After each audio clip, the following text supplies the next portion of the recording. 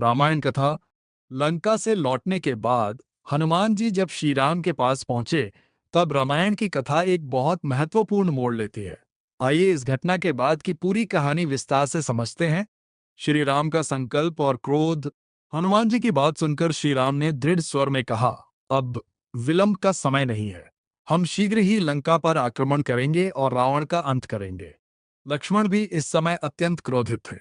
उन्होंने कहा कि ऐसे अधर्मी राक्षस को जीवित रहने का कोई अधिकार नहीं है।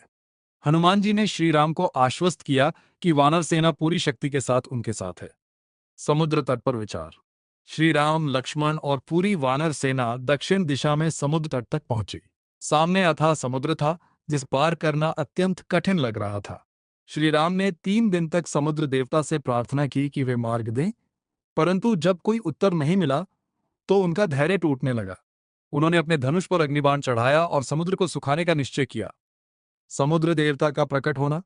जैसे ही श्री राम ने बाण छोड़ने का संकल्प किया, समुद्र देवता प्रकट हुए। उन्होंने हाथ जोड़कर क्षमा मांगी और कहा, प्रभु, मैं प्रकृति के नियमों से बंधा हूं, मैं स्वयं रास्ता नहीं दे सकता, लेकिन आप वानर सेना की सहायता से मेरे ऊपर पुल बना सकते हैं। राम सेतु निर्माण की शुरुआत। जब श्री राम को हनुमान जी द्वारा माता सीता का संदेश मिला, तब उन्होंने लंका जाकर उन्हें वापस लाने का संकल्प लिया। लेकिन समस्या थी, समुद्र को पार कैसे किया जाए। श्री राम अपनी वानर सेना के साथ समुद्र तट पर पहुंचे। उन्होंने 3 दिनों तक समुद्र देवता से मार्ग देने की प्रार्थना की, लेकिन कोई उत्तर नहीं मिला। श्री राम का क्रोध। जब समुद्र ने कोई प्रतिक्रिया नहीं दी तो श्री राम क्रोधित हो गए। उन्होंने अपने धनुष पर अग्निबाण चढ़ाया और समुद्र को सुखाने का निश्चय किया। जैसे ही वे बाण छोड़ने वाले थे, तभी समुद्र देवता प्रकट हुए और उन्होंने हाथ जोड़कर कहा, प्रभु, मैं अपने स्वभाव से बंधा हूं, मैं स्वयं मार्ग नहीं दे सकता, लेकिन आपकी सेना मेरे ऊपर पुल बनाकर पार जा सकती है। नल और नील की भूमिका। समुद्र देवता ने यह भी बताया कि वानर सेना में 2 विशेष वानर हैं, नल और नील। इन दोनों को यह वरदान प्राप्त था कि वे जिस भी पत्थर को जल में डालेंगे वह डूबेगा नहीं। राम सेतु का निर्माण। इसके बाद सेतु निर्माण का कार्य शुरू हुआ। हजारों वानर मिलकर बड़े बड़े पत्थर और पर्वत उठाकर समुद्र में डालने लगे।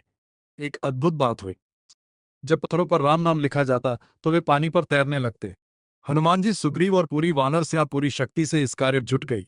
कुछ ही दिनों में एक विशाल पुल बनकर तैयार हो गया, जिसे राम सेतु कहा गया। सेतु निर्माण के दौरान एक छोटी सी गिलहरी भी अपनी ओर से योगदान दे रही थी। वह रेत के कण अपने शरीर पर लगाकर समुद्र में डाल रही थी। जब कुछ वानरों ने उसका मजाक उड़ाया, तब श्री राम ने कहा, हर छोटा बड़ा प्रयास महत्वपूर्ण होता है। श्री राम ने प्रेम से गिलहरी के शरीर पर हाथ फेरा, जिससे उसके शरीर पर 3 धारियां बन गईं। 3 धारियां बनने के बाद गिलहरी बहुत प्रसन्न हो गई। उसे यह महसूस हुआ कि उसका छोटा सा प्रयास भी भगवान की नजर में बहुत बड़ा है। हनुमान जी और बाकी वानर, जो पहले उसे छोटा समझकर हंस रहे थे, अब उसकी मेहनत और भक्ति को देखकर शर्मिंदा हुए।